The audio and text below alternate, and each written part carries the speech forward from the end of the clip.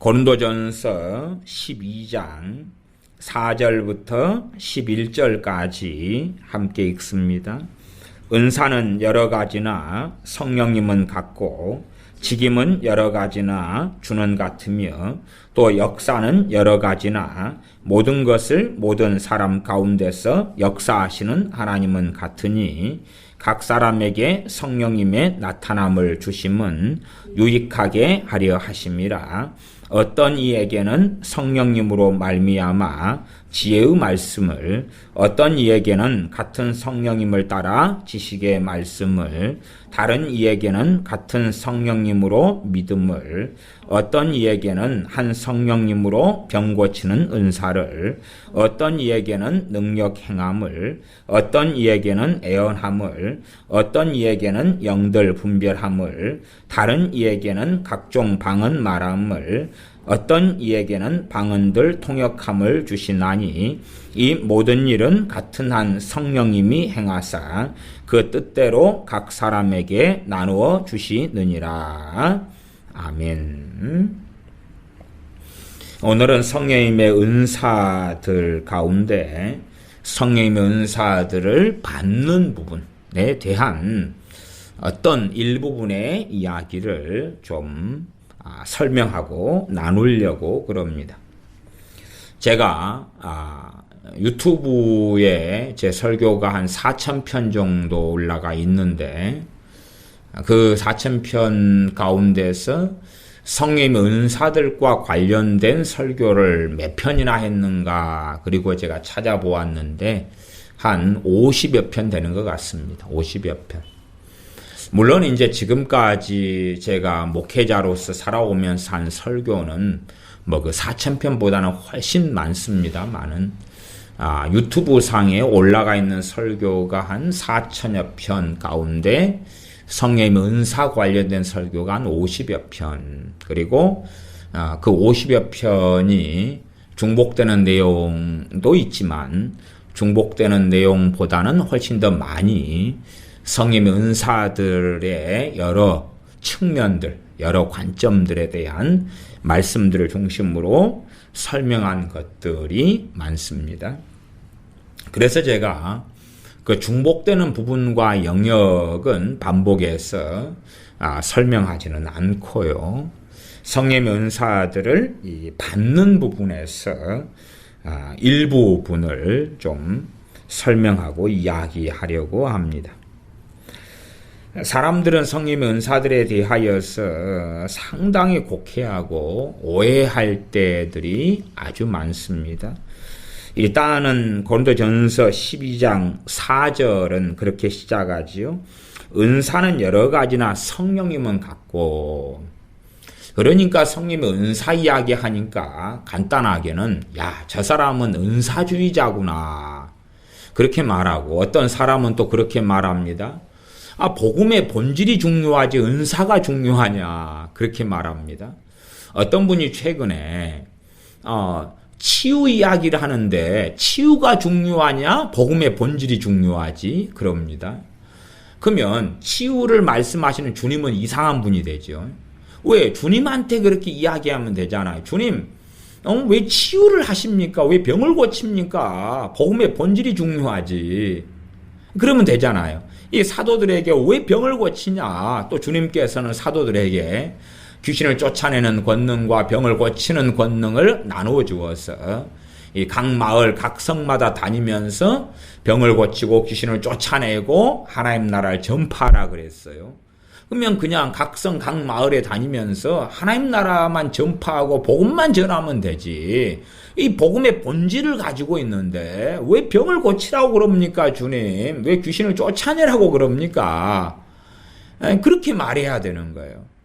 또 사도행전의 사도들이 사도 바울이나 바나바가 귀신을 쫓아내며 병을 고치며 복음을 증거했을 때에 아니 당신 사도들이요 복음을 전할 시간도 부족한데 왜 병을 고치고 귀신을 쫓아내느냐, 이 복음의 본질을 중시 여겨라 그런 이야기처럼 지금 성경이 은사는 여러 가지나 성령님은 같고, 그러면 누가 은사를 주신다는 이야기입니까? 성령님께서요. 말씀이 이렇게 돼 있는데 왜 당신은 자꾸 은사 이야기하느냐. 그래서 제가 유튜브 상에 한 4,000편 가운데 은사 설교를 몇 편 했는가 제가 세어봤다니까요. 세어봤어요. 한 50편 되니까 뭐 일반적인 목사님들이 주로 이제 일주일에 뭐 여러 편의 설교를 하시지만, 그러나 홈페이지 같은 데 설교를 올리는 것을 보면은 한 어떤 분이 일주일에 한 편 그러면 1년에 52편, 또 어떤 분은 일주일에 2편, 그래서 1년에 한 100여 편, 또 정말 많이 설교하시고 많이 홈페이지에 올리시거나 유튜브에 올리시는 분도 계시는데, 주로 그래도 1년에 뭐 100편, 200편, 아니면 50편, 100편, 뭐 이 정도시더라고요. 그렇게 해서 한 1년에 한 100편 정도 설교를 올리시고 공개적으로 하신다. 그러면은 그런 분의 경우로서 제가, 그런 분이 1년에 한 편 은사 설교를 하신다 그러면은 제가 그런 분의 입장에서는 50편이면 50년을 제가 은사 이야기 한 것입니다. 50년 분량을.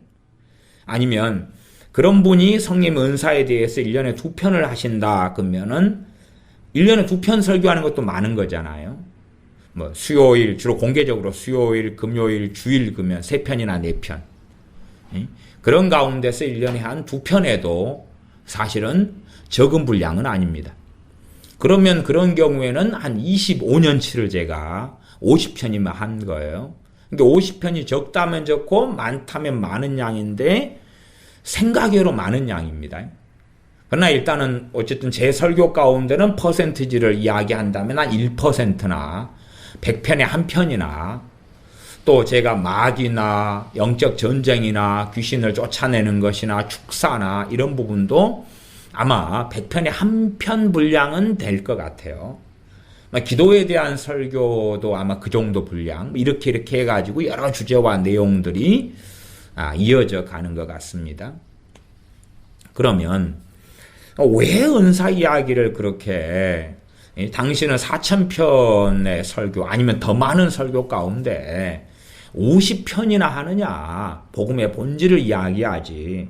그러나 성경에서 은사 이야기를 하고 있어요. 성경에서 은사 이야기를 하고 있으면 은사, 그 본문에 있는 은사를 말씀하고 설교를 해야 되는 거예요.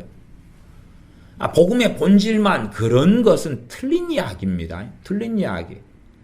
왜냐하면 치유하는 것과 복음의 본질이 반대편에 있는 게 아니다 그 말이에요. 반대편에 있지 않아요.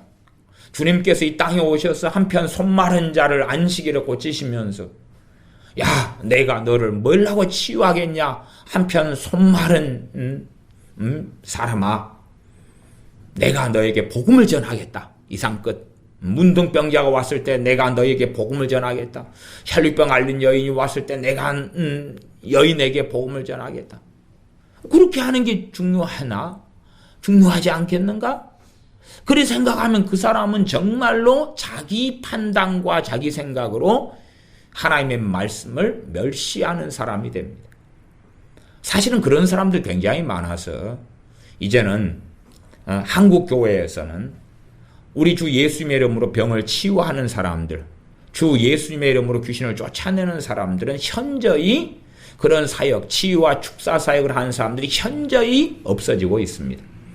또한 기도원이나 우죽순 기도원이나 아니면 작은 교회들에서 치유, 애언, 축사를 함에도 사실상 성경과 벗어난 치유와 축사 사역은 너무 많아서 헤아리기가 아주 어렵습니다. 말하자면 제멋대로 치유하고 제멋대로 귀신을 쫓아낸다고 하는데 너무나 기괴하고 이상합니다. 예를 들어 뭐 누구라고 제가 실명은 거론하지 않겠습니다만은 책도 쓰고 우리나라에 유명하게 귀신을 쫓아내는 목사님이 있습니다. 물론 이단이나 사이비가 아닙니다. 그런데 그분의 귀신을 쫓아내는 사역에 있어서 쓴 책이 있어요. 쓴 책을 제가 사가지고 읽었어요. 귀신을 쫓아내는 거에 대하여. 그랬더니 이제 그런 이야기를 하는 거예요. 한 여자분이 애가 말하자면 낙태가 됐어요. 낙태를 고의로 했든지 간에 아니면은 그 낙태된 거죠, 그냥. 그렇게 된 경우에 그분이 책에다가 뭐라고 쓰고 하냐 그러면 또 그분의 홈페이지나 이런 데에 글을 쓰는 내용을 보면 그 여인에게 여자 집사님에게 태아 귀신이 아이가 낙태돼 가지고 그 영혼이 천국으로 못 가고 엄마의 그 뱃속에가 지금 남아 있다. 그래서 이 아이를 어떻게 해가지고 이제 승천하게 해야 된다. 그러니까 우리나라에 알려진 유명한 귀신을 쫓아내는 목사님이 그런 웃기는 주장을 해요. 저는 그렇게 말하면 죄송스러운 이야기지만 사입이다. 그렇게 말하지 않을 수가 없잖아요. 아니 도대체 엄마 뱃속에서 낙태가 2명 됐으면 그 아이의 영혼이 뱃속 안에 2명이 있겠냐 그 말이. 아주 어디서 소설을 써도. 그런데 이런 방식의 웃기는 어떤 축사사역이나 치유사역을 하는 사람들이 너무나 많다고 말이. 성경과 어긋나게. 그러면 그런 사람들은 차치해 놓고 왜 교회는 치유나 축사를 안 하느냐 그 말이죠. 왜 기성교회는, 왜 주의 종들은 주님께서 이 땅에 오셔서 복음을 증거하시고 말씀을 가르치시고 병을 고치시고 귀신을 쫓아내시는 사역을 했어요. 그렇게 따지면 사중사역입니다. 어떤 사람들은 병을 고치고 귀신을 쫓아내는 주님의 사역을 하나로 묶어서 3가지 사역이라 이렇게 크게 나누기도 합니다. 엄밀하게는 4가지죠. 천국 복음을 전파하시고 말씀을 가르치시고 귀신을 쫓아내시고 병을 고치시고. 물론 뭐 더 덧붙이면 더 있습니다. 왜 70명의 제자를 세우시고 12명의 사도를 세우시고 제자를 가르치시고 제자화 사역 뭐 등등 붙이자면 많이 있습니다. 어쨌든 간에 그럼에도 불구하고 사도들이 이어서 했던 것은 뭐냐 하면 주님처럼 천국 복음을 전파하고 말씀을 가리키고 병을 고치고 귀신을 쫓아내는 것을 사도들이 주님의 제자들이 이어서 했습니다.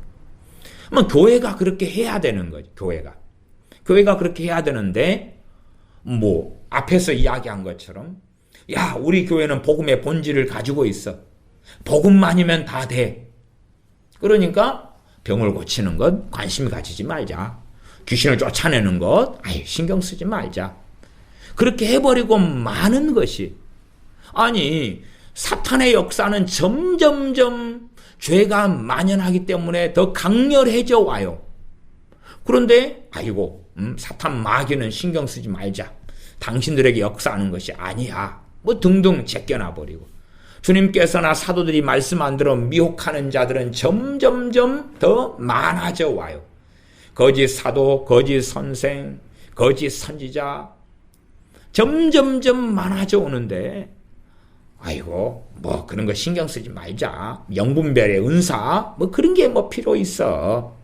그런 방식. 그러나 그것은 명백히 잘못이다. 그래서 고린도전서 12장 4절에 은사는 여러 가지나 성령님은 같고 그러니까 성령님에 대해서 말씀하면서 성령님과 관련 짓는 것으로 은사를 이야기해요. 물론 갈라디아서 6장은 성령님의 열매를 이야기하고 이 고린도전서 12장 4절은 성령님의 은사를 이야기해요. 은사는 여러 가지인데 성령님이 같다. 무슨 성령님이 같습니까? 은사를 주신 성령님이 같다. 그것이 12장 11절에 있지 않습니까? 이 모든 일은 같은 한 성령님이 행하사. 지금 고린도전서 12장 4절은 은사하고 성령님, 12장 5절은 직임, 직분과 주님, 12장 6절은 역사와 하나님, 아버지. 그러면서 7절부터는 12장 7절부터는 성령 은사로 계속 이어서 말씀을 해요. 이어서 최소한 11절까지는. 그러면 한편으로는 성령님, 주님, 아버지 하나님이 나와 있으면서 마치 주인공이 성령님이신 것처럼 이야기하기도 하는 거지 않느냐 그 말이. 그러니까 성령님 그리고 은사. 그렇게 성경 본문이 특별히 고린도전서 12장에 그렇게 이야기하면 그것을 설명하고 다루어야 한다 그 말이에요. 그걸 설명하고 다루어야 돼. 그러나 은사 이야기하면 터부시 아니면 극단적인 성경 해석으로 12장 11절을 가지고 이 모든 일은 같은 한 성령님이 행하사 그 뜻대로 각 사람에게 나눠주시느니라. 그 뜻대로 성령님이 나눠주시기 때문에 내 책임은 없다. 주시면 주시는 거고 안 주시면 안 주시는 거고 알아서 하시겠지. 이상 끝. 알아서 하시겠지. 그 생각은 어떤 생각입니까? 나에게는 책임이 없다 그 말이에요.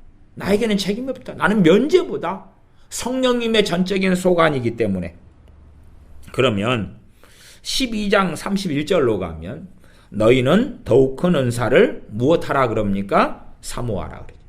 너희는 더욱 큰 은사를 사모하라.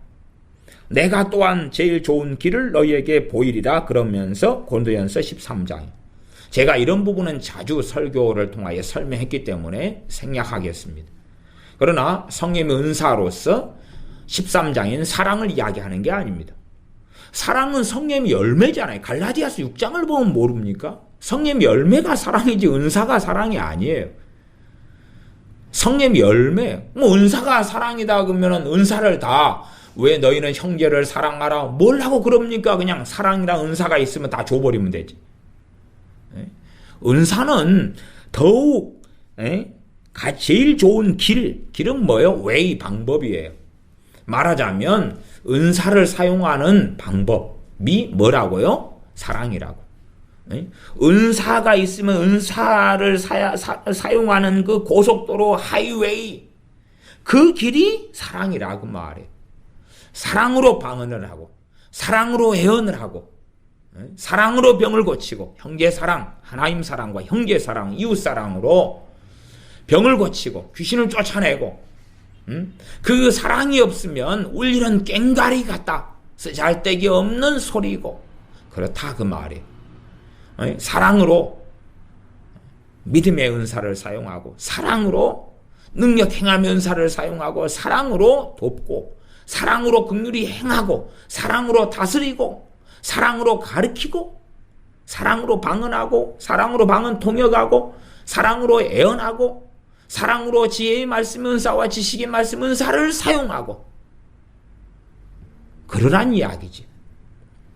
그러면서 너희는 더욱 큰 은사를 사모하라. 그렇게 말씀하고 있어요. 너희는 더욱 큰 은사를 사모하라.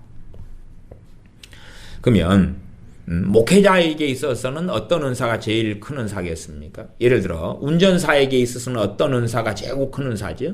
운전사는 운전하는 것이죠. 더 잘 운전하는 것.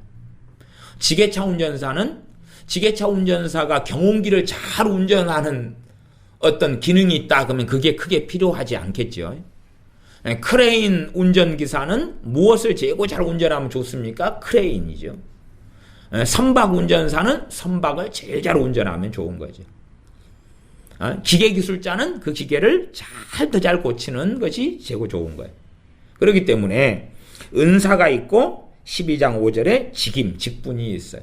내 직분의 사명, 직분에 맞는 그냥 교회에서 우리가 집사, 권사, 장로, 성가, 대지휘자, 반주자, 그런 구역장, 셀장 그런 직분은 우리가 성경에 있는 몇 가지를 제외하고는 임의로 만든 거예요. 집사, 그 다음에 장로 이런 거 말고는 대부분 임의로 우리가 만든 거예요. 더군다나 집사도 서리집사와 안수집사가 있는데 성경에 나와 있는 집사는 안수집사고 서리집사 같은 경우는 1년제 임시직 집사인데 이건 1년마다 교회 담임 목회자가 임명을 해야 되는 집사예요. 물론 지금은 이제 꼭 임시직 집사가 항존직, 영구직 서리집사처럼 그냥 습성적으로 변했습니다만은 교회 법상으로 그러는 거예요. 그래서 그러한 서리집사도 성경적이진 않아요. 그러나 잘못된 건 아니에요. 왜? 필요에 따라서 우리가 만들 수 있기 때문에 사찰, 권찰, 구역장, 셀장, 셀 리더 이런 것처럼 그런 것은 반주자 이런 것 성경이 없는 거지만 필요에 따라서 우리가 사용하는 것이. 그러나 그것이 이 고린도전서 12장 5절에 말씀하는 직임은 아니다 그 말. 직임은 주님에게서 오는 거예요. 주님에게서. 그러면 내가 주님에게서 어떤 직임을 받았다. 예를 들어 설교자다. 그러면 설교자에게 가장 중요한 은사는 뭐죠? 설교 관련한 은사예요. 설교 관련한 은사. 그러면 어쨌든 저는 설교 관련한 은사, 말하자면 설교 은사다. 그러면은 주의 종 목회자들이 설교 은사를 얼마나 받는가? 이것은 제가 한 20년 이상을 살펴본 것입니다. 제가 설교 은사를 저도 95년에 받았거든요. 1995년 한 2월인가 받았는데, 그러니 설교 은사를 받은 지가 이제 23년이 됩니다. 그러면서 설교 은사를 가지고 23년을 살았어요. 그리고 이제 설교하는 설교자들, 주의 종들, 목회자들 가운데 설교 은사를 얼마나 받는가? 말하자면 뭐 10명에 1명 받나? 100명에 1명 받나? 아니면 5명에 1명 받나? 아니면 2명에 1명 받나? 모든 설교자가 다 받나? 이제 이런 것을 저 나름대로 살피고 확인해 오죠. 한 23년, 뭐 정확하게 다 23년 아니어도 20년 가까운 세월은 그렇게 해온 것 같아요.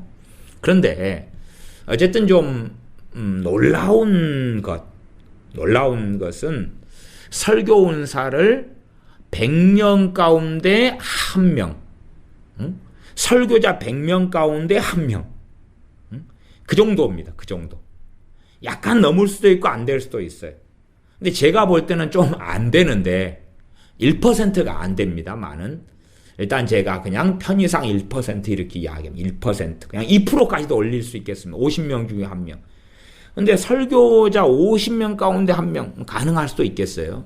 근데 어쨌든 50명 가운데 1명의 설교자가 설교 은사를 받고 설교 은사로서 설교한다.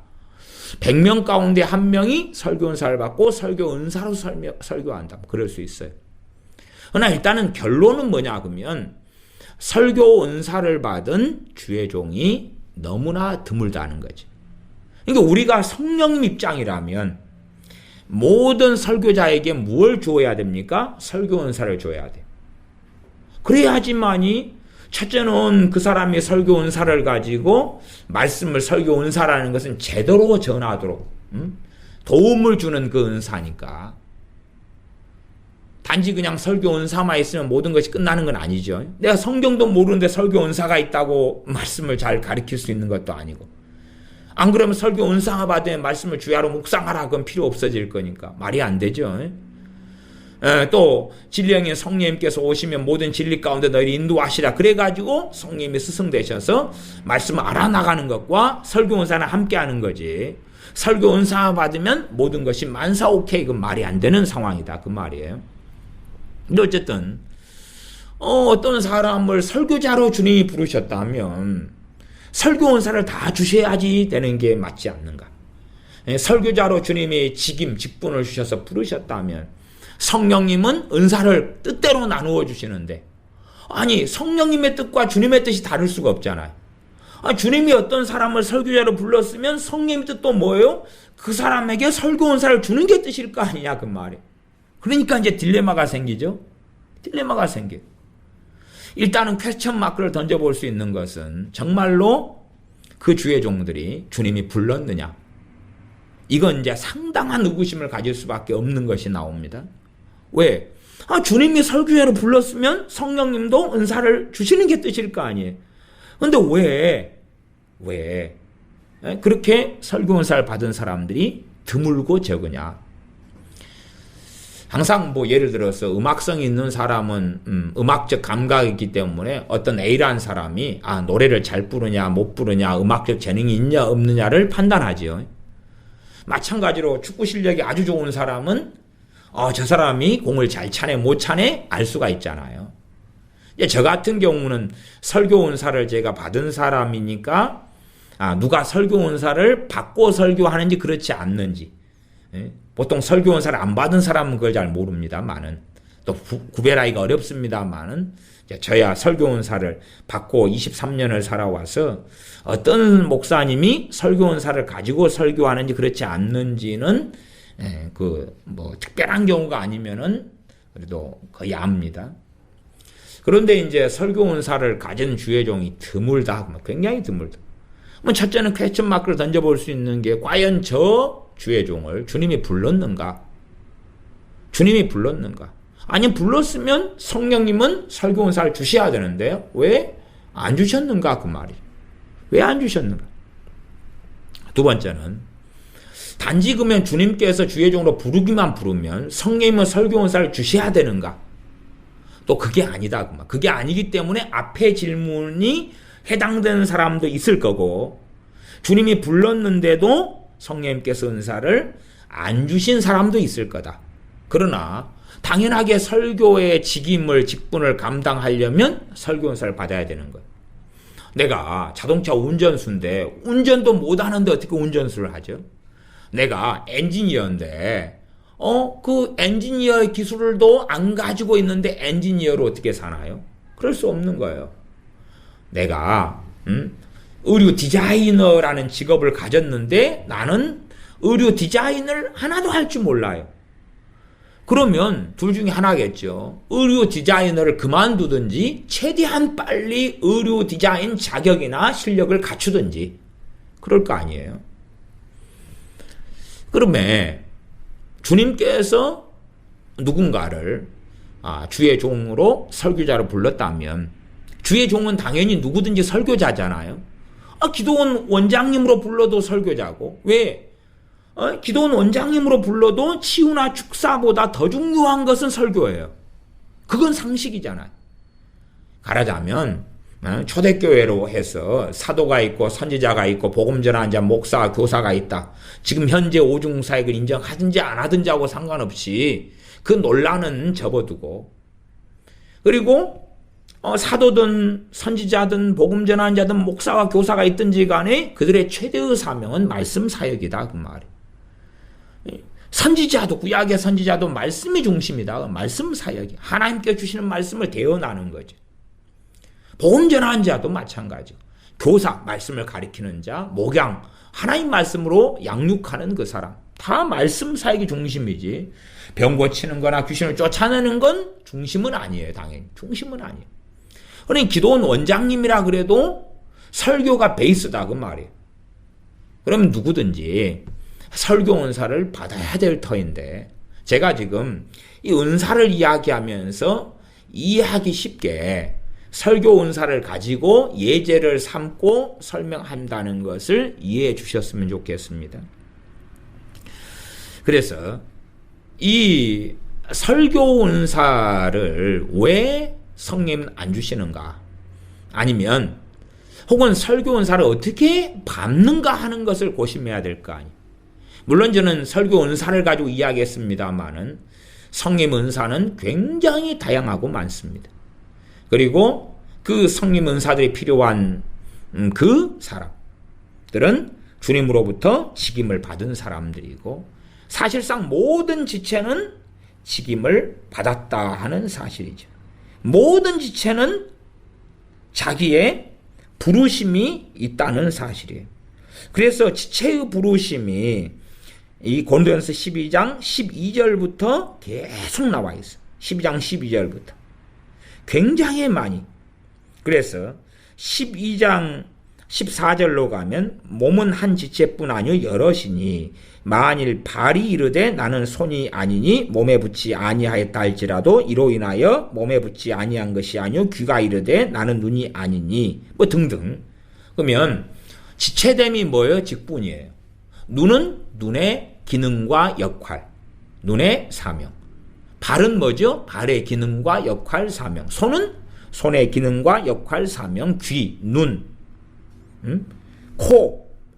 그것을 이야기하는 그것이 바로 직임이고 직분이에요. 그러면 코인데 이제 냄새 맡는 것을 할 수 있느냐 없느냐. 냄새 맡는 게 뭐죠? 은사이단 말이에요. 이게 은사. 손이면 손의 기능을 잘 한다. 그러면 손의 기능 가운데 어떤 건 이 손으로 기계를 고치고 한다면 기술이 되겠죠. 기능 이런 것이 은사가 되죠. 그래서 그 누구라도 직임이 없는 사람은 없다는 사실이죠. 아직 너무나 연약하고 병들어서 그래서 아직은 기능할 수 없고 직임을 감당할 수 없을 수는 있으나, 그러나 영적으로 성장하면 그 누구든지 간에 직임이 있다는 사실. 왜?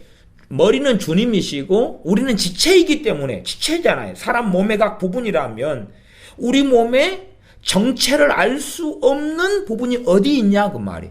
물론 이제 뭐 콩팥에 대한 논란은 좀 많이 있습니다. 콩팥이죠? 콩팥이 아니라 그 뭐죠? 맹장에 대한 논란은 좀 많이 있습니다만은 어쨌든 뭐 그까지는 차치해 두고, 이제 우리 예를 들어서 뭐 머리카락, 그러면 여자들이 머리카락이 없다. 머리카락이 머리를 덮어주고 막 대머리가 안 되게 하는 거죠. 그 다음에 막 꾸며주고, 그런데 머리카락이 기능을 안 하고 나는 때려치우려 한다. 그리고 머리카락이 싹 빠져오고 도망가 버려요. 그러면 이제 여자들이 멋있겠죠. 막 머리가 반질반질하니 대머리가 돼가지고 돌아다닐 거 아니에요. 아니면 눈썹이 에이 나는 대우 못 받으니까. 그리고 하면 아침에 남편이 일어났는데 자기 아내 얼굴을 보고 얼마나 놀라겠어요. 아니면 아내도 자기 남편 얼굴 보고 놀라겠죠. 왜? 눈썹이 없으니까. 모나리자야? 그럼 놀랄 거 아니에요. 물론 실제로 여자분들 가운데 눈썹이 없는 분들이 많다는 걸 압니다. 그래서 남편이 신혼여행 가서 놀란다 그러잖아요. 막 아침에 자고 일어났는데 갑자기 얼굴이 이상한 거예요. 마누라 얼굴이. 왜? 그전까지는 화장하고 살다가 그 얼굴인 줄 알았더니 화장을 다 지우고 나니까 눈썹이 없고. 어쨌든 눈썹이든 뭐 머리카락이든 다 중요한 기능을 하는 거예요. 다 기능을 해요. 전에 우리 교회 꼬맹이 하나가 심심해가지고 멀마애가 학교 갔다 와서 초등학생 저학년인데 눈썹을 다 밀어버렸어요. 눈썹을 밀어가지고 교회로 왔는데 멀마애인데 눈썹이 없는 거예요. 그러니까 얼마나 모습이 이제 희한해요. 막 그런 일도 있었어요. 이게 별로 요긴하지 않게 보이는데 막상 사라지고 나니까 눈썹이 쉽게 길지 않잖아요. 이게 당황스러운 거예요. 요긴하지 않게 보이는데 그것이 직임이 있더라 그 말이. 우리도 마찬가지. 그래서 요긴한 것, 몸에 덜 귀히 여기는 것, 몸에 대해 약하게 보이는 지체 막 이런 것들이 그 고린도서 12장 뒤쪽에 쭉 나와요. 그러면 단지 그냥 12장 11절 말씀처럼 성령님께서 그 뜻대로 각 사람에게 은사를 나눠주시느니라. 그리고 다 끝.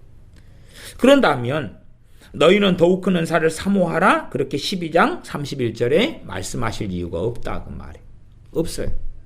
그러니까 성령님 뜻대로 나눠주시는데 누구하고 연결되죠? 우리하고.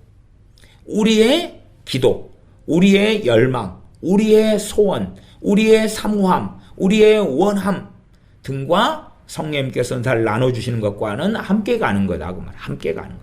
함께 가는 거. 그래서 어떤 분들은 그렇게 이야기하시더라고요. 제가 집회를 오래 해왔으니까 설교 은사를 가지고서 어떤 분들은 나도 당신처럼 하나님께 설교 은사를, 목회자들이 하는 이야기입니다. 나도 당신처럼 하나님께서 설교 은사를 나도 주시면 나도 그 정도는 할 수 있겠다. 그렇게 이야기를 하셔요. 그러면 설교 은사를 받는 것, 그렇지 않는 건 누구하고 누구의 문제입니까? 그분하고 하나님하고 문제예요. 그런데 이제 하나님께서, 그러면 그렇게 생각하실 수 있잖아요. 차별을 해가지고 누구는 주고 누구는 안 주느냐. 차별을 해가지고. 하나님은 명확하게 차별하십니다. 그러나 어떤 차별이냐 그러면 하나님께는 평등이 아니기 때문에 내가 은혜 베풀 자에게 뭘 주고요? 은혜를 주고, 긍휼 베풀 자에게 뭘 주고요? 긍휼을 베풀겠다. 그것이 하나님의 차별입니다. 그게 하나님의 차별이에요. 믿음이 있는 사람은 내 믿음으로 너가 구원을 받았다. 너 믿음으로 너가 치유를 받았다. 믿음의 기도를 하면 응답을 받을 거다. 믿음으로 지혜를 구하면 지혜를 주실 거다. 그 차별이죠. 지혜를 구했는데 믿음으로 구하지 않았어요. 그러면 지혜를 받습니까? 못 받습니까? 못 받지요. 그 진리에 있어서 차별인 거예요. 그러니 단지 그냥 자기는 책임이 없고, 그리고 하나님께서 내게 설교 은사만 주셨으면 나도 이렇게 나도 했을 것이다 하는 주의 종들을 종종 만나왔습니다. 그러나 정말로 좀 당황스러운 이야기. 그래서 성령 은사들은 성령께 뜻대로 나눠주셔요. 왜? 우리가 우리의 지체됨을 정하는 건 아니에요. 말하자면 우리의 직임은 누구로부터 옵니까? 주님으로부터 와요. 고린도전서 12장 5절. 직임은 누구로부터요? 주님으로부터. 은사는 누구로부터요? 성령님으로부터. 직임은 주님으로부터. 그러면 직임도 생각해 보십시오. 첫째, 하나님께서 청년 사울을 모태로부터 선택하셔가지고 그를 사도 삼기를 원하셨어요. 근데 그가 태어날 때부터 처음부터 사도가 되었나요? 그렇지 않지요. 그는 교회를 핍박하고 주님을 핍박하는 포행자, 핍박자로 살았어요. 그렇게 살다가 그러다가 주님을 만나 배웠고 그는 회개하게 되고, 그리고 다메섹에서 누구로 삽니까? 전도자 사울로 살아요. 전도자로 살아요. 전도자로 계속 살아가요.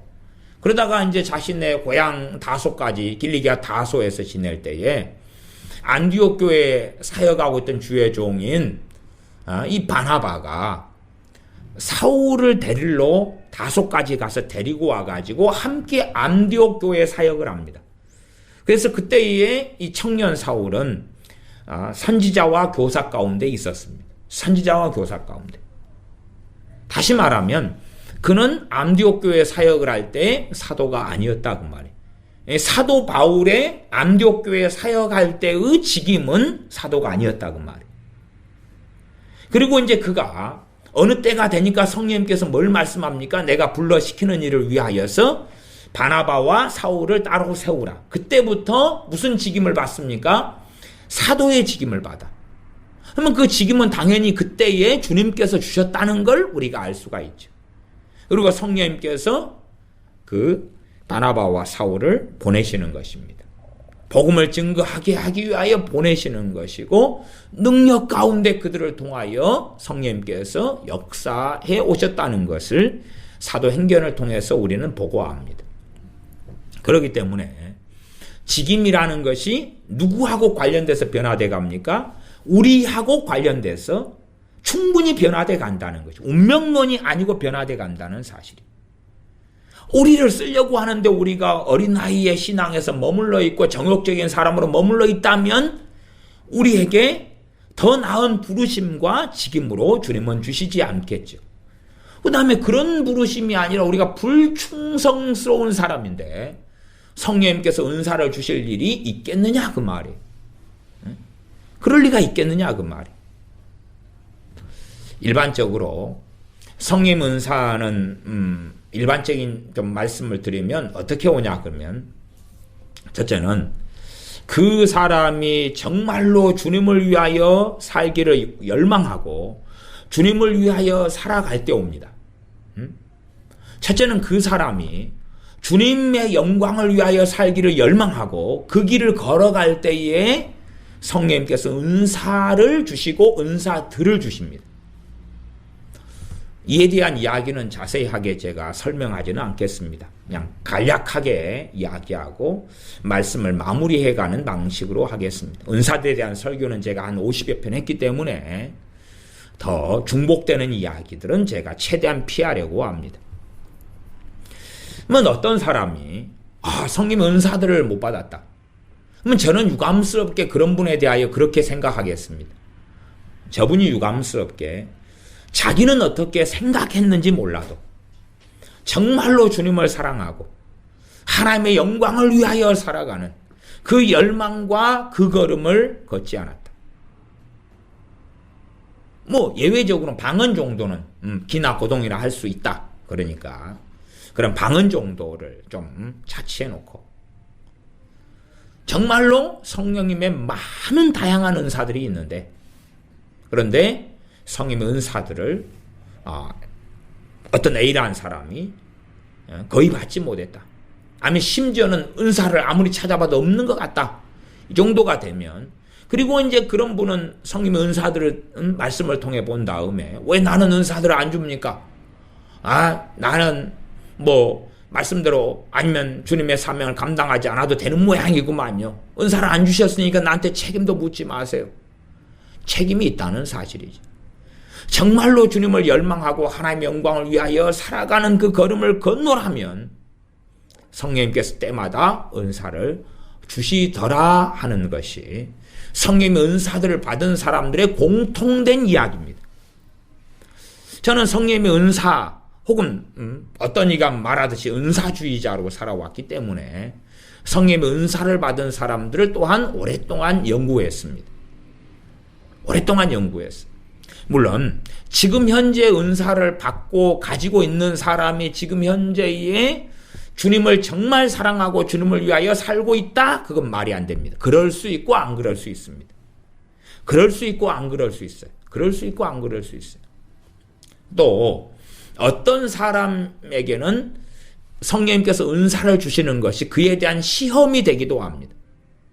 저는 주의 종들 가운데 요즘엔 덜하지만 과거에는 철야기도 하고 막 100일 작정기도 하고 그러면서 막 병 고치는 은사를 달라고 하나님의 영광을 위해 살겠노라고 병 고치는 은사를 달라고 발부둥 치고 울부짖는 주의 종들을 봤습니다. 근데 성령님께서 병 고치는 은사를 주시더라고요. 그리고 그 사람들이 자기 배와 자기 사리 사욕을 위하여서 병 고치는 은사들을 사용하는 경우를 여러 차례 봤습니다. 여러 차례 봤어요. 그러니까 그것은 저는 그렇게 생각해요. 그 당사자들이 자기는 확신한 거예요. 자기는 지금 현재 정말 주님 사랑하고 있다고. 그래서 성령의 병 고치는 은사가 필요한데 이것을 가지고 정말로 하나님을 기쁘시게 하겠다고 자기는 확신한 거예요. 그러니까 그런 사람에게 성령님께서 은사를 안 주시면 계속 책임을 주님께 회피하고 떠넘기고 그럴 거 아니에요. 그래서 저는 그것이 하나의 시험대다. 하나의 시험대다. 그러자 어떤 자녀가 정말 용돈을 달라면서 돈을 잘 쓰겠다고 그래서 시험대로서 얼마를 줄 수 있잖아요. 예를 들어 한 5만 원을 줬다. 근데 너무 잘 그 돈을 재정을 관리하고 잘 썼다면 우리가 이제 20만 원, 30만 원, 50만 원 줄 용의가 있어요. 그 다음에. 그리고 5만 원을 줘보고 확인해 봤더니 엉망이라요. 그 이후에 더 줄 것을 지혜로운 부모라면 안 줄 거예요. 어떨 때까지요? 자녀가 재정을 바르게 쓰는 훈련이 될 때까지는. 그리고 훈련시키도록 애써 나가겠죠. 부모라면. 그러면 어떤 주의 종이 내 병 고치는 은사만 주시면 나 정말 주님 사랑합니다. 나 정말로 능력 있는 하나님의 종으로 하나님의 영광을 위하여 살기 원합니다. 나 병 고치는 은사 좀 주세요. 막 작정기도 하고 철야기도 하고 울부짖으니까 주신다고 말. 주셨다고 말. 그런 경우들을 종종 봤습니다. 그래서 은사들은 간절히 막 기도하는 사람이 받더라고요. 받는 부류들 가운데 그래요. 다 그런 건 아니라. 그러니까 어떤 은사는 이런 상황에서 오고 어떤 은사는 이런 상황에서 오고 어떤 사람은 저런 상황에서 은사를 받고 또 어떤 사람은 또 다른 상황에서 은사를 받는데 그중에 상당히 많은 비율이 간절히 막 은사를 달라고 부르짖어 기도하는 사람들이 받는 경우들이 꽤 많더라. 그건 공통점이에요. 상당한. 어쨌든 간에 그렇게 해가지고 성령 은사를 주셨어요. 근데 그것을 불충성하게 하는 거예요. 불충성하게. 이를 맡겨주셨는데, 주님이 재림하실 때까지, 혹은 이 땅의 삶에서 주님이 부르실 때까지 이를 맡겨주셨는데, 악하고 불충한 종으로 살아가는 거예요. 아마 충성했더라면, 그 다음에 더 풍성한 성령의 은사, 기름 부으심을 주셨을 거라고 저는 믿어요. 그러나 충성스럽지 않더라고. 그런 사람들이 대다수더라. 그래서 최소한은 그런 부류도 은사를 받고요. 그래서 지금 현재 성령 은사를 과거에 받았다 하는 사람이 하나님의 영광을 위하여 사는 것은 아니다. 사는 보장은 아니다.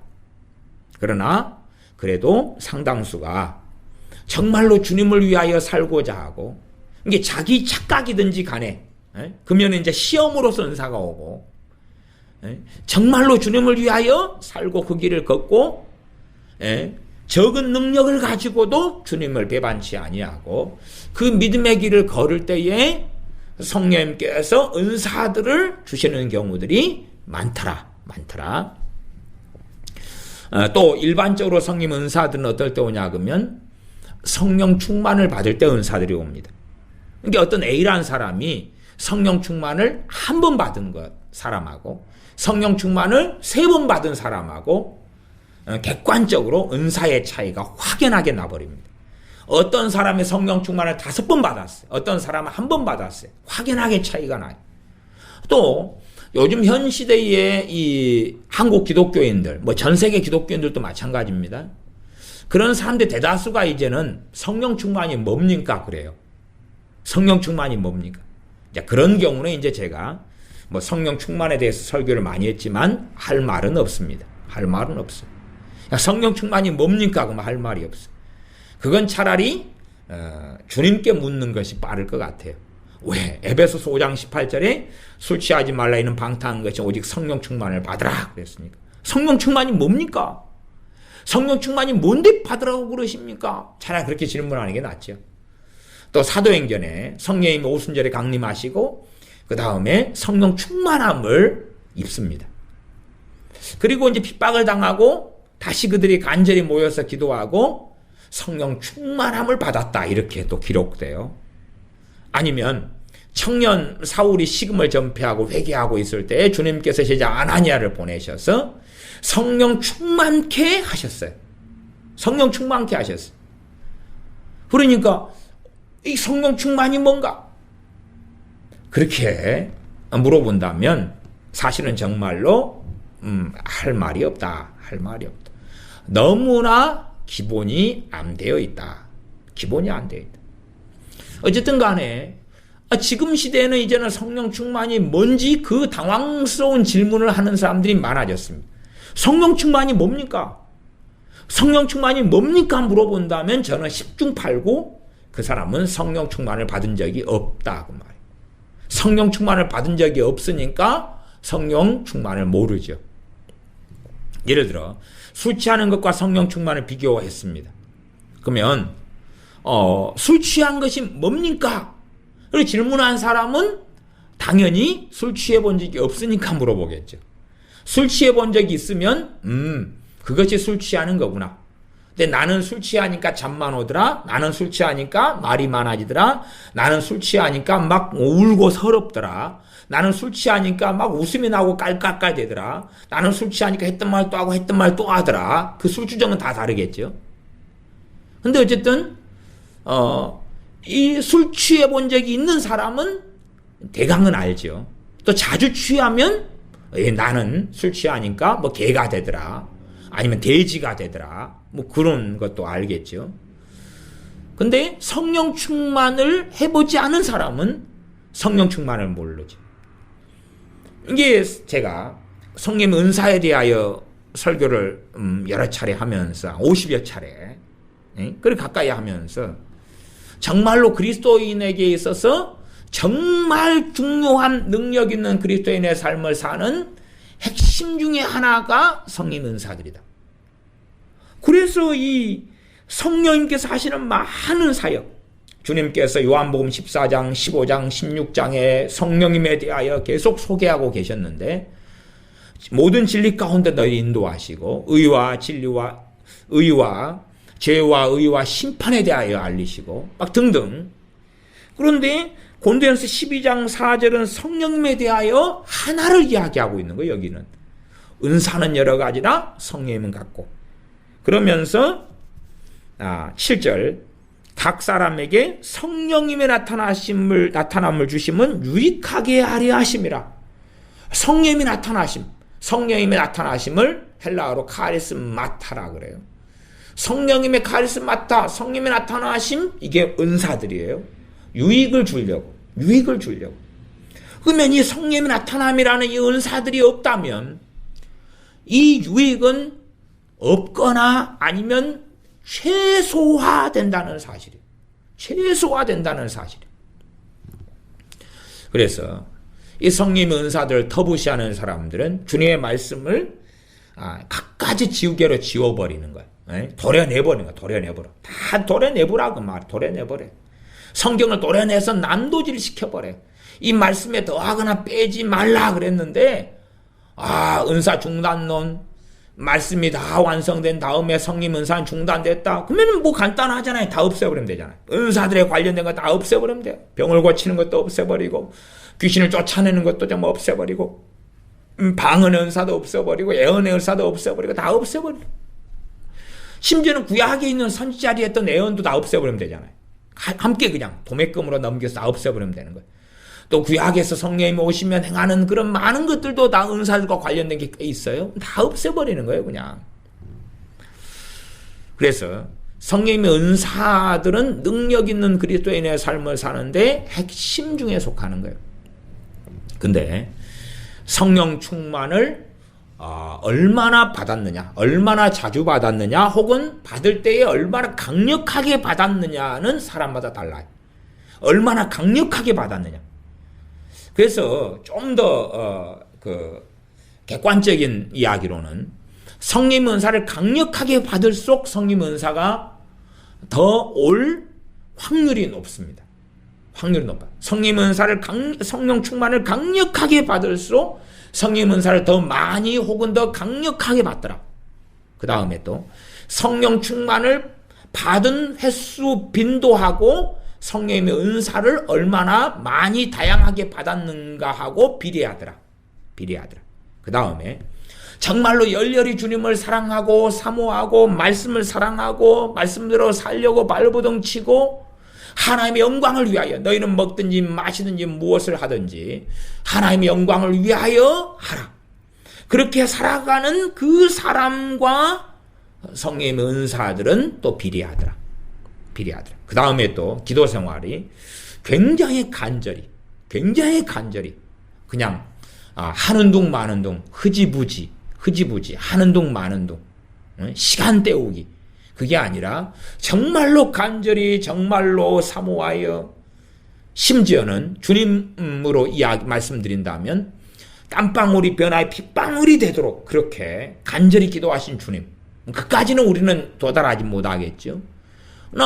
엘리야 선지자가 머리를 무릎 사이에 갈멜 산상에서 넣고 간절히 비가 오기를 기도했던 그런 것처럼 그 정말로 간절하고 열렬한 기도를 하는 사람하고 성령의 은사들은 비례하더라 그 말.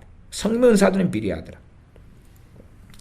어리석은 사람들은 이 고린도전서 12장 8절부터 10절까지 보고 성령 은사가 9가지다. 뭐 그런 이야기를 합니다. 그러나 그런 사람은 이 9가지 지혜의 말씀, 지식의 말씀, 믿음의 은사, 병 고치는 은사, 능력 행하는 은사, 예언하는 은사, 영문별 은사, 각종 방언 말하는 은사, 방언 통역함의 은사, 그럼 9가지죠. 9가지다. 그런 사람은 눈이 삔 동태입니다. 눈이 삔 동태. 왜? 고린도전서 12장을 보려면 끝까지 다 봐야 돼. 끝까지 다 보면 어디까지 넘어가면 좋아요? 12장 28절까지 넘어가면 좋아요. 제가 은사들 설교에서 이런 부분은 더 자세하게 다 다루었습니다. 28절에 보면 하나님이 교회 중에 몇을 세우셨으니 첫째는 사도요, 둘째는 선지자요, 셋째는 교사요. 그러면 교사다 그러면 뭐 다른 본문에는 가리키는 것이 나와 있어요. 교사다 그러면 교사는 가리키는 자고 가리키는 자는 어떤 은사가 관련되죠? 가리키는 은사예요. 가리키는 은사. 교사니까 가리키는 은사죠. 제가 주님께 받고 주로 사용하는 은사가 가리키는 은사입니다. 이게 제 설교에는 설교 은사와 가리키는 은사가 함께 가고 거기에 이제 애언 은사, 비유의 은사, 뭐 여러 가지 은사들이 같이 믹서돼서 설교를 저는 합니다. 가리키는 은사. 교사에게 필요한 건 가르치는 은사. 그 다음은 능력이요. 능력은 능력 행하는 은사가 12장 10절에가 나와 있죠. 그 다음에 병 고치는 은사. 병 고치는 은사도 12장 9절에가 나와 있죠. 그 다음에 서로 돕는 것. 서로 돕는 것은 9가지 은사 앞에서 안 나왔잖아요. 안 나왔어요. 그러니까 서로 돕는 것이 2가지죠. 하나는 서로 돕는 은사와 그 다음에 서로 돕는 직분과. 직분과 은사. 가르치는 자 그러면 직분이고 가르치는 은사 그러면 은사고. 그렇죠? 서로 돕는 것, 그러면 돕는 은사, 돕는 직분. 그렇게 가는 거죠. 제가 이런 은사들에 대해서도 뭐 장황하게 과거에 설교하면서 많이 설교했기 때문에 자세하게 이 돕는 은사가 어떻게 나타나고 어떻게 그렇게 되어지고 등등에 대해서는 설명을 생략합니다. 그 다음에 다스리는 것. 다스리는 것, 그러면 다스리는 은사하고 다스리는 자. 그렇게 가죠. 대부분 장로라는 직분이 혹은 감독도 다스리는 것과 관련됩니다. 다스리는 은사가 어떻게 나타나는지. 다스리는 것을 요즘 현대식으로는 리더십 그렇게 이야기하죠. 그러나 많은 리더십이 은사하고 상관없는 리더십이 많아요. 은사 없는 리더십은 오히려 분쟁 분란의 요소가 됩니다. 성령님의 은사가 있는, 다스리는 은사가 있는, 그 다음에 그 직임을 받은 리더십이 바른 리더십이 됩니다. 그래서 다스리는 것이 있고, 다스리는 은사. 다스리는 은사를 안 받고 내가 리더십을 행사한다 그러면은, 또 다스리는 직분이 없이 리더십을 행사한다 그러면은 억압, 강조, 강요, 강제, 학대, 영적 학대, 또 자기 감정과 판단에 따라서 목회자면 교인들을 지배하고 조종하고 자기 말 안 들으면 성질 내고 그것을 다스리는 걸로 착각해버리죠. 그것은 하나님 앞에 섰을 때에 심각한 심판을 받을 수 있는 악행이 됩니다. 악행. 그 다음 다스리는 것 다음에 각종 방언 말하는 것. 다음 29절로 가면 다 사도겠느냐, 다 선지자겠느냐, 다 교사겠느냐, 다 능력 행하는 자겠느냐, 다 병 고치는 은사를 가진 자겠느냐, 다 방언하는 자겠느냐, 다 통역하는 자겠느냐. 그건 9가지 은사의 반복. 그리 가죠. 물론 교사는 반복이 아닙니다. 앞에 교사는 28절에 나와 있는 것처럼 그렇게만 따져도 9가지 은사가 아닌 거예요. 더 많은 거예요. 또 로마서 12장에는 또 다른 은사. 또 에베소서에도 좀 더 추가 첨감 이렇게 계속 되어져 가서 실제로 성경에 기록되지 않은 많은 은사들을 우리는 경험합니다. 예를 들어 성경을 기록했을 때의 이 주의 종들은 어떤 은사가 있었겠습니까? 어떤 은사의 도움을 받았겠습니까? 저술의 은사죠. 저술의 은사. 저술의 은사. 제 개인적으로는 제가 과거에 이 저술의 은사를 받았었습니다. 근데 지금은 이제 이 은사를 거의 소멸했습니다. 소멸했는데, 저술의 은사를 제 개인의 그냥, 주관입니다. 저술의 은사를 제가 한 10몇 년 전에 제가 받았다가, 그리고 이제 한 10년 정도 되나요? 10년 전쯤에나, 책을 이러이러한 주제를 가지고 몇 권을 써라고 제게 감동을 주시고 막 했는데 제가 한 반년 이렇게 순종하지 않았습니다. 그래서 이제 그 책을 쓸 영감, 감동, 그 다음에 저술의 은사 이런 게 함께 다 이렇게 사라졌습니다. 지금은 책을 쓰려 해도 사실은 이 머리와 지식으로는 쓸 수 있을지 몰라도 그러나 저술의 은사의 도움을 받아가지고는 사실은 쓸 수 없습니다. 왜? 은사가 거의 소멸되고 없기 때문에. 그렇습니다. 또 예를 들어 제 어머니께서 기도원 원장님이시고 전도사님이신데 한 5년 됐나요? 한 6, 7년 됐나요? 그 정도쯤 가르치는 은사를 받으셨어요. 그럼 몇 달 동안 가르치는 은사가 굉장히 나타나셨다가 몇 달 후에 가르치는 은사를 아예 소멸해 버리셨어요. 지금은 아마 좀 끌텅이 남아 계실 거다 생각은 하지만 이게 이 은사에 대한 부분이 정말 간단하고 쉬운 영역은 아니에요. 제가 저술의 은사 그러면 성경에 없잖아요. 그러나 유추해서 성경을 기록할 때, 또 어떨 때는 바룩 같은 사람에게 서판에다 받아 써주라 이렇게 선지자가 부탁하기도 하고 막 그런 경우도 있죠. 그런 경우처럼 특별히 쓰는 부분에 은사가 있는 경우도 있어요. 그것을 편의상 그냥 저술의 은사 그러고 그 다음에 다윗처럼 음악하는 사람 있죠. 악기나 음악이나 찬양이나 그런 부분의 은사들이 있죠. 나 우리가 추측할 수가 있죠. 그 다음에 오홀리압이나 이런 사람들 가면은 무슨 은사가 있죠? 만드는 은사 있죠. 만드는 은사. 이게 구약으로 가면 그렇게 이제 하나하나 따지면 은사들이 굉장히 많이 다양하게 발견이 되어져요. 그러나 성령의 은사들을 우리가 제대로 받지 못한다. 그러면은 몇 가지를 살펴야 되는 거예요. 정말로 나는 하나님 앞에서 그냥 대면대면하게 느물느물하게 술에 술 탄 듯 물에 물 탄 듯 미지근하게 살아왔는가? 정말로 뜨겁게 주님을 사랑하고 열정적으로 기도하고 열정적으로 예배하고 하나님을 찾고 하나님의 영광을 위하여 고난을 감수하고 그렇게 발부둥치며 살아왔는가? 그러면 그는 성령의 은사들이 나타났고 받아왔을 것이다. 두 번째는 그러면 성령 충만이라는 건 우리한테 받으라 그런 거예요. 명령한 거예요. 성령 충만 우리한테 받으라 그런 거예요. 받으라.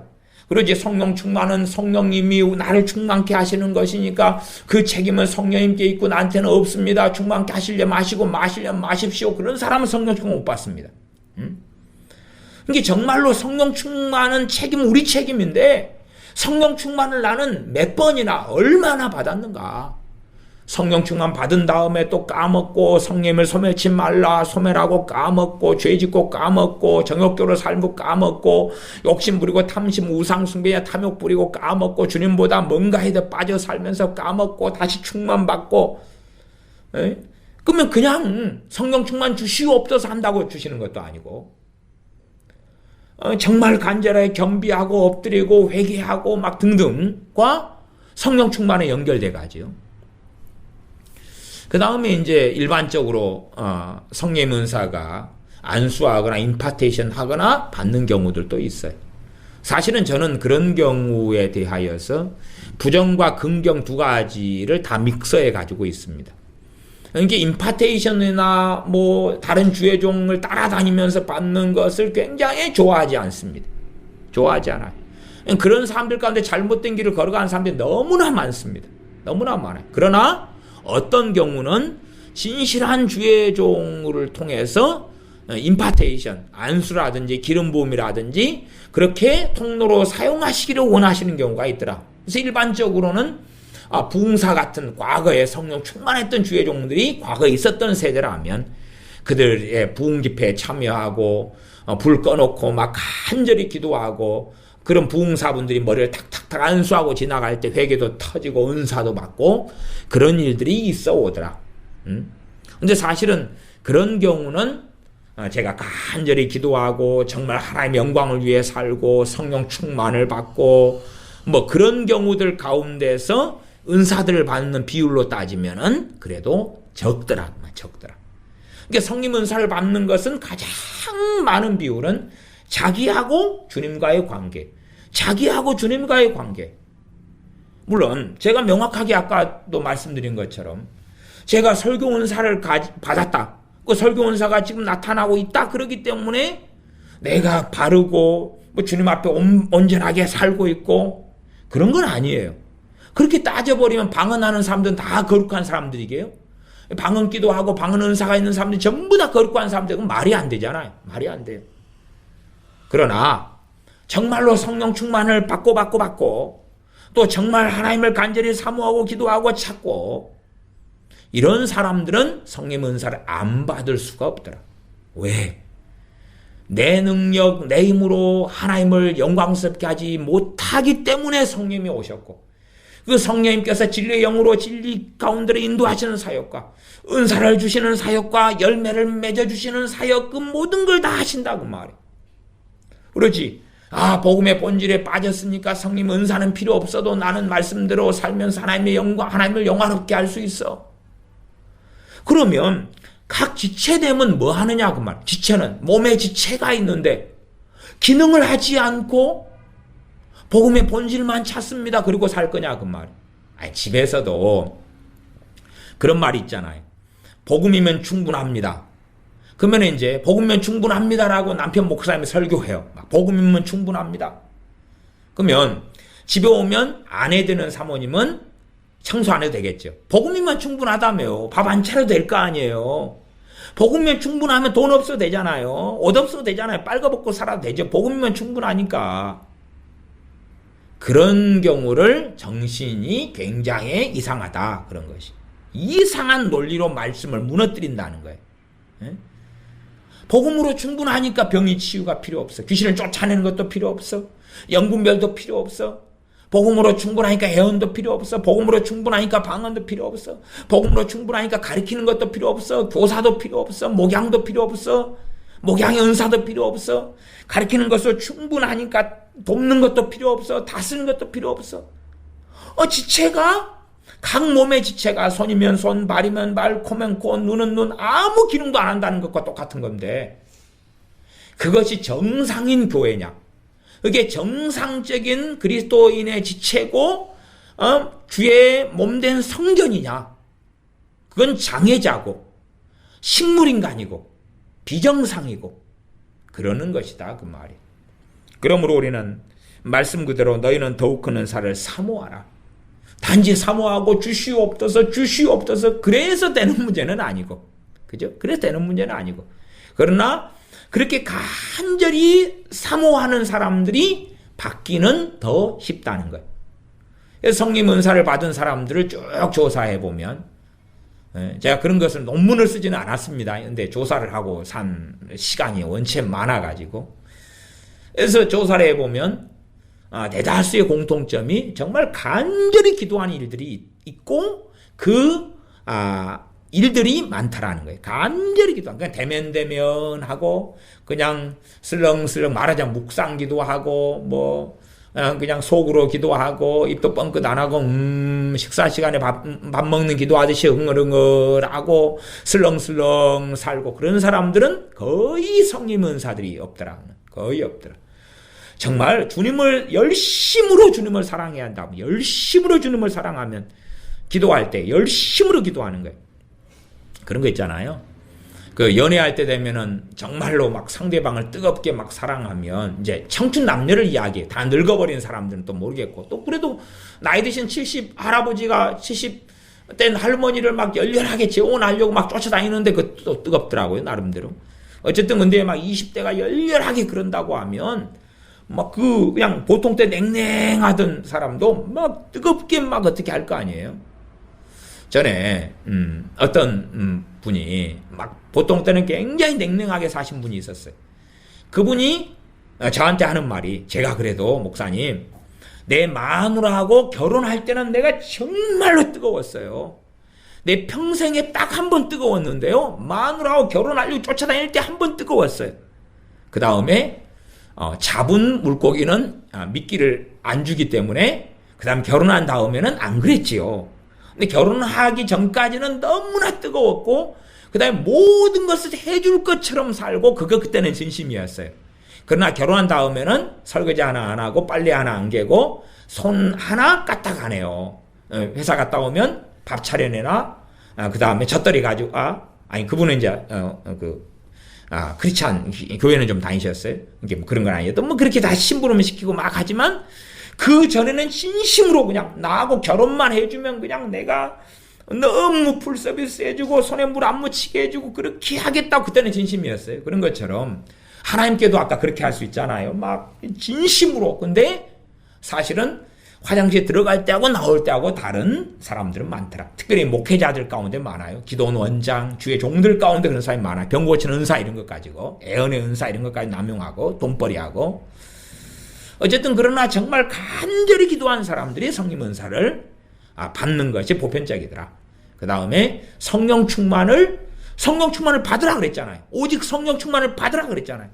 그러면 말씀에 순종하여 성령 충만을 받는 것은 우리의 책임이라요. 우리의 책임이에요. 얼마나 성령 충만을 몇 번이나 받았느냐 하고 성령의 풍성한 은사를 얼마나 받았느냐가 관련되더라. 제가 설교 은사를 받으니까 말씀을 잘못 해석하고 잘못 가리키는 것을 최대한 설교 은사가 막아줘요. 그 다음에 설교 은사를 통하여서 바르게 설교하는데 이 은사가 계속 역사하고 작용해. 물론 설교 은사가 있다 해서 제가 성경 해석하는 게 다 바르고 그런 건 아니에요. 왜? 은사의 통로가 저기 때문에 제가 해야 될 것들이 또 있단 말이에요. 제가 가져야 될 마음가짐, 또한 성경 연구, 말씀의 텍스트를 알고 있는 것, 기도하는 것, 또 깨어있는 것, 또 성령 충만한 것, 이것과 성령 은사를 받았다 해도 이 성령 은사는 아주 긴밀하게 상호작용을 해요. 그러니까 단지 은사를 받으면 해피엔딩 끝나는 문제는 또 아니에요. 그러나 은사 있는 사람과 없는 사람이 다르죠. 그럴 거 아닙니까? 내가 한국에서 미국을 가는데 비행기 타고 쫙 가는 거라고. 에? 태평양을 헤엄쳐서 가는 것하고 배 타고 가는 것이 어떻게 같겠냐고 말이에요. 내가 어디 300km 먼 거리를 가는데 자가용 타고 가는 것하고 내가 그냥 도보로 자전거 타고 가는 것하고 어떻게 같겠느냐고 말이에요. 그런 것이 은사가 있는 것과 없는 것의 극명한 차이 같은 거예요. 교만한 사람들이 난 주님이면 충분하고 복음이면 충분하고 그렇기 때문에 성경이면 충분하기 때문에 은사 그까진 거 없어도 돼. 그까이 거 없어도 돼. 정말로 교만하고 오만한 거죠. 왜? 자기의 판단과 자기의 생각으로 하나님의 말씀을 무너뜨리고 은사를 주시는 성령님을 조롱하기 때문에 그렇지. 아니 정말로 성령님 자신이 진리의 영이다 그 말이에요. 성령님 자신이 진리의 영이에요. 그러면 누구보다 말씀을 가르치러 오시는 성령님께서 내가 말씀을 가르치면 다 해결돼. 그까이 거 은사 필요 없어. 라고 성령 하나님께서 주도적으로 말씀하셔야 되는 거예요. 그런다면 아니 은사로 역사하시는 성령님이 봐봐라. 내가 모든 진리 가운데로 너희를 인도하기 때문에 그까짓 거 방언 안 해도 되고 그까짓 거 애언 안 해도 되고 그까짓 거 병치유 안 해도 되고 그까짓 거 영분별의 그까짓 거 지혜의 말씀 지식의 말씀 은사 그까짓 거 없어도 돼. 모든 진리 가운데로 너희를 인도하면 너희는 해피엔딩 해. 그러면 말이 안 되잖아요. 왜? 은사를 주시는 사역이 성령님의 사역에 속한단 말이에요. 그러면 말씀을 진리 가운데 인도하시는 성령님의 사역과 은사를 주시는 것이 반대편에 있는 것이 아니라고 말이에요. 반대편에 있지 않아요. 함께 하나님의 나라를 이루며 함께 하나님의 영광을 이루며 함께 하나님의 뜻을 이루는 그 여정 가운데 성령님께서 행하시는 거다 그 말이에요. 그러므로 우리가 더욱 큰 은사를 사모하고 그리고 더 자주 성령 충만 받고 더 간절히 기도하고 무엇보다 주님을 열심으로 사랑하고 라우디아 교회처럼 뜨뜻미지근하여 술에 술 탄 듯 물에 물 탄 듯 차갑지도 않고 덥지도 않아서 내가 너희를 토하여 내치리라. 그 토하여 내치리라 그 자들에게 성령 은사를 왜 주시겠냐 그 말이에요. 내치기 직전인데 내쳐 말았는데 성령 은사를 주실 리가 없죠. 미지근하고 뜨뜻미지근하고 책임을 하나님께 전가하고 성령님께 전가해서 주시면 주시고 말면 말지요. 그래서 사실은 이 목회자들 가운데 50명, 100명 중에 겨우 하나가 설교 은사를 가지는데 대다수는 뜨뜻미지근한 거예요. 뜨뜻미지근. 그까짓 거 없어도 돼. 심지어 은사 중단론 아니면 뜨뜻미지근해. 간절히 구하지 않아. 아니면 정말로 성령님의 도움이 필요가 없는 거예요. 성령님 도움 없어도 성령님의 도움이 필요하니까 은사를 주시는 건데 도움이 필요 없어도 돼. 나는 성령님 없어도 말씀 잘 알아. 나는 똑똑해. 성경 잘 해석해. 그 극심한 교만 가운데 빠져 있는 사람들이 많더라는 거예요. 그러니까 성령님의 특히 목회자다 그러면 설교하는 은사가 필요 없다고 말이에요. 무관심하고 필요도 없고 왜? 자기 능력으로 설교하는데 부족함이 없더라. 그런 말이 될 수도 있겠죠. 자기 능력, 자기 지혜, 자기 지식으로 설교하는데 나는 그래도 잘났더라. 그러니까 성령님께서 은사로 역사하셔서 도와주시는 것은 필요가 없더라. 뭐 그런 거 아니겠어요? 아니면 책임을 전가하면서 자기는 열렬하지도 않으면서 주셔요. 근데 안 주신 거 보니까 성령님 잘못이시구만요. 아니면 나를 주의종으로 불렀으면 나한테 줘야 될 거 아니에요? 주님 잘못이거나 성령님 잘못이구만요. 그런 자들은 악한 종이라 하는 판결을 주님으로부터 면치 못할 것입니다. 각자의 우리의 부르심이 우리가 때로 어떤 것인지 모를 수 있으나 거꾸로 은사를 받게 되면 알게 됩니다. 은사를 받게 되면 알게 되죠. 왜? 은사가 나타나고 기능하니까 그 은사는 그 방향으로 가거든요. 내가 어릴 때부터 공을 잘 찬다 그러면 내 축구 선수가 될까? 아니면 뭐 그런 거 있잖아요. 내가 운동 신경이 좋아. 그럼 운동 쪽으로 내가 진로를 잡아볼까? 이 일반적인 세상 사람도 그렇게 생각한다고 말이에요. 나는 기계 만지는 게 좋아. 그럼 그쪽으로 진로를 잡아볼까? 그것하고 다르지만 성령 은사가 어느 부분에 받고 나타나면 가르치는 사람 나타나면 가르치는 쪽에서 파트타임이든 풀타임이든 그 부르심이 내게 있구나. 그렇게 할 수 있는 거다 그 말이에요. 기도하겠습니다. 성령의 은사들을 주시는 것, 받는 것에 대하여서 함께 살폈습니다.